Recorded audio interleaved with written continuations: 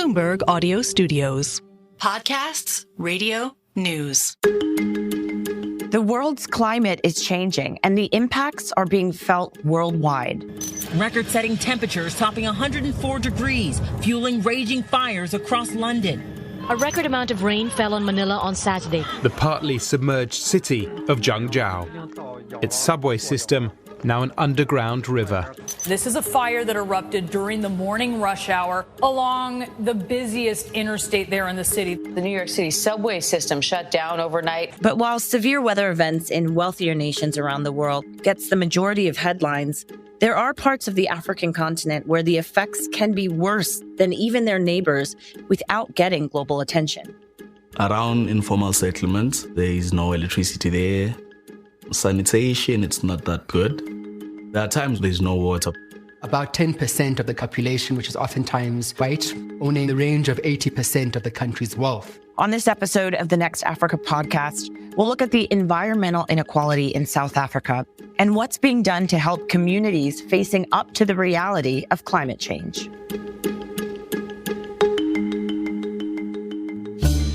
I'm Jennifer Zabasajja, and this is the Next Africa podcast, bringing you one story each week from the continent, driving the future of global growth with the context only Bloomberg can provide. Ntando Thukwana is a Bloomberg reporter based in Johannesburg, and she's been reporting on this story for quite some time. She's joining us now this week for the podcast. Ntando, thanks so much for being with us. So let's just start here. What has been the impact of climate change on South Africa? What kind of weather events are we seeing and have been increased here over the past few years? We've seen a lot of floods. There was the famous floods of April 2021, if I'm not mistaken, in KZN that basically just damaged infrastructure, left a lot of people homeless. We also saw another big one in Cape Town earlier this year, same situation there. But we're also seeing very extreme heat events causing a lot of heat stress on human bodies. So that's just some of the unusual weather patterns that we are seeing that are having a real impact on health, on just livability in some areas. And what we have heard also is that there's really an impact on economic activity as well. A lot of people, when they suffer from the consequences of climate change, they are unable to work to their optimum levels because there's bodily stress involved. And if you look at sectors such as the agricultural sectors, this year we did have a very hot February with high temperature records broken in some parts of the country, and that was causing some damage to crops. So those are some of the economic losses that we see. And Ntando, there's been a report from the World Bank about how the heat isn't experienced equally in South Africa. Dig into that a bit more for us, if you can. So the World Bank reports, it included a heat mapping campaign, and that saw 58 local community members travel different routes from where they live to different parts of the city. They'd fit heat sensors onto vehicles, and they'd be tracking air temperatures along the way. And what that report has found is that in urban centers, like your Johannesburg, Tshwane, not necessarily informal settlements or townships, the temperature difference between those areas and neighboring countryside neighborhoods is between 3 to 4 degrees Celsius. But when you come to townships, the differential is basically doubled. So they experience temperatures as high as 6 degrees Celsius. And they've also found that inside a tin shack, the temperature is also 8 degrees higher than in homes that are situated in wealthier neighborhoods. And in terms of how many hot nights these neighborhoods could be facing, the disparity is quite large as well. In urban centers where you've got urban homes that are properly insulated, the building quality is great. There are trees all around, so they're balmy. There's like breeze constantly. Those neighborhoods would experience 40 uncomfortably hot nights by 2050. And in comparison, homes in poorer neighborhoods would experience as much as 120 hot nights. And I think we should point out the fact that homes, I mean, you mentioned the tin homes. There's a lot of differences depending on what types of homes people are living with in South Africa, which is not necessarily common in a lot of the developed world. So these extreme weather events can have an extreme impact on what is happening and how they're feeling inside the home, right? Yeah, definitely. If you go into an informal settlement, you'll find that most of the homes are built out of corrugated iron sheets. And these are mostly makeshift homes. So there isn't like proper engineering or proper construction that is applied. And it's one of the issues that some of the city planners were raising in terms of how to regulate indoor temperatures, because when you decide to build a structure, you take your building plan to the municipality. The indoor temperature regulations are sort of built into the planning process, whereas in informal settlements, which are typically illegally set up, there isn't any sort of regulation, and they are tightly packed together. It's crowded. It's just alleyways. The streets are very narrow.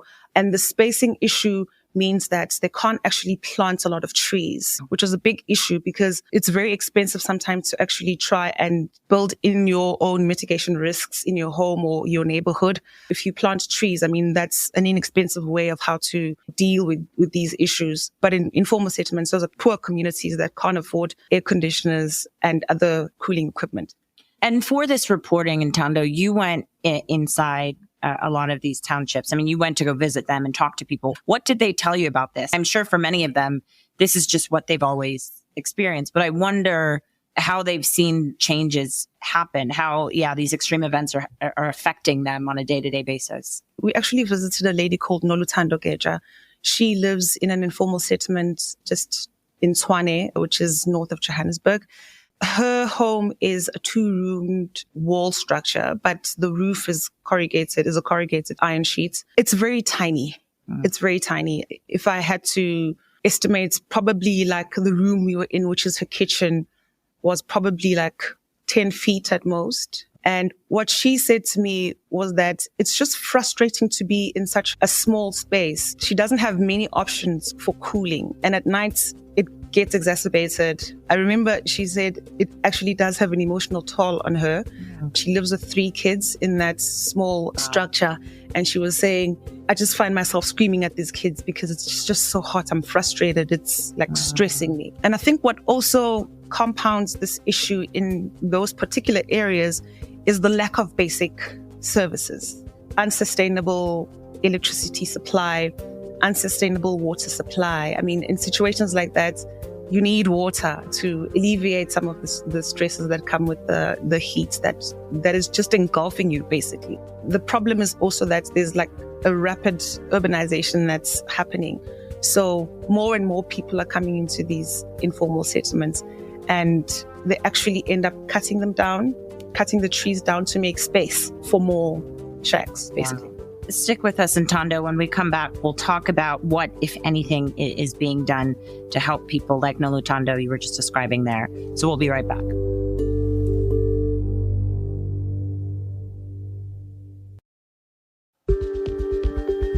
Welcome back.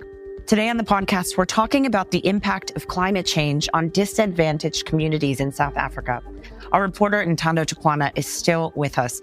Ntando, what is the South African government saying about this? Do they accept there's a problem? And we should caveat this by saying there's historical ties to these settlements and these townships. Yeah, the government does recognize that this is a problem.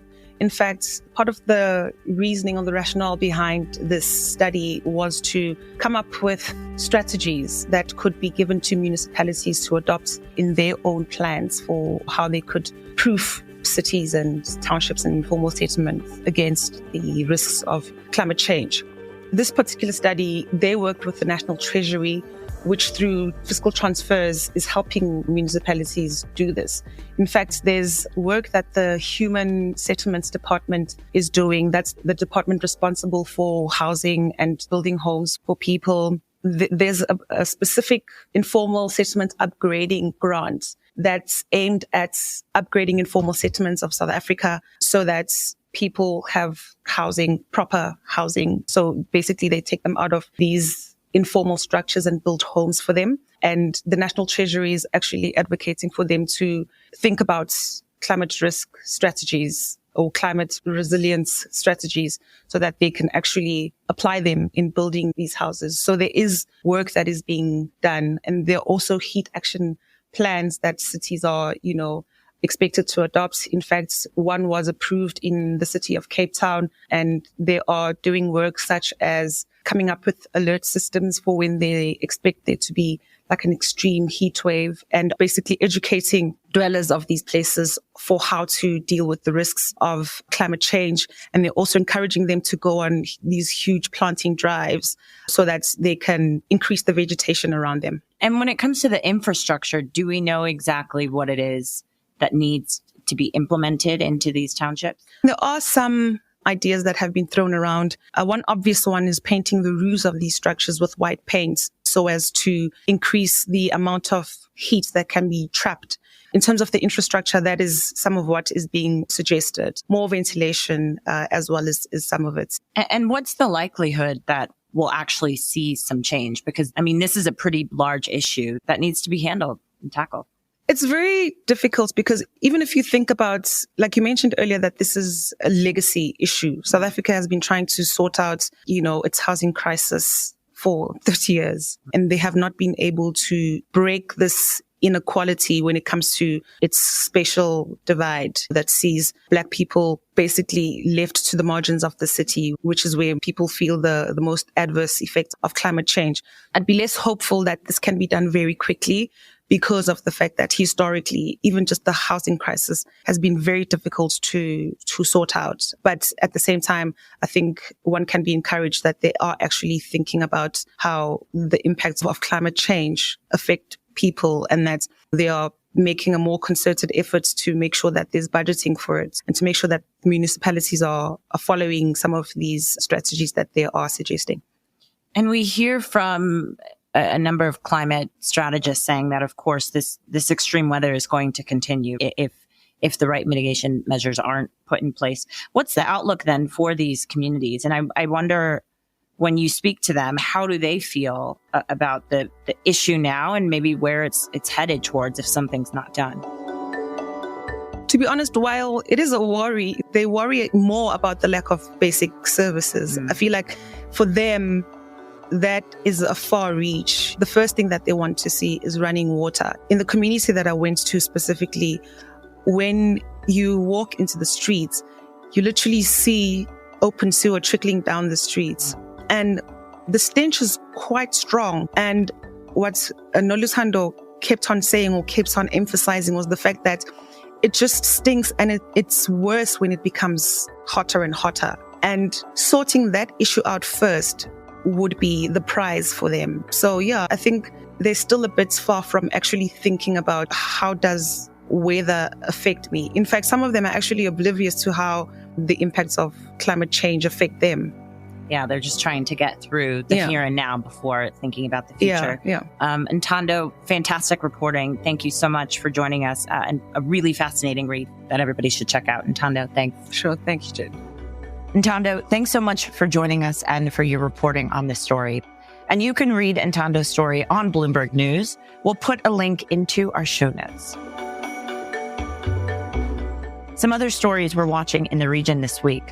Germany has now detected 2 potential cases of the Marburg virus. The highly contagious disease, mainly found in Africa, has seen an uptick in cases as of recent.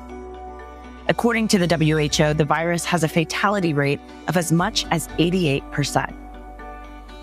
And Ethiopia has asked holders of its $1 billion bond to take an 18% loss in a debt restructuring strategy. The influential group of investors, including the likes of Morgan Stanley Asset Management and New State Partners, has already rejected such an offer in advance. You can follow these stories across Bloomberg, including the Next Africa newsletter. We'll also put a link to that in the show notes.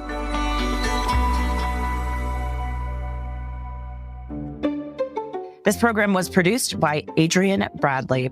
Don't forget to follow and review the show wherever you usually get your podcasts. I'm Jennifer Zabasajja. Thanks for listening.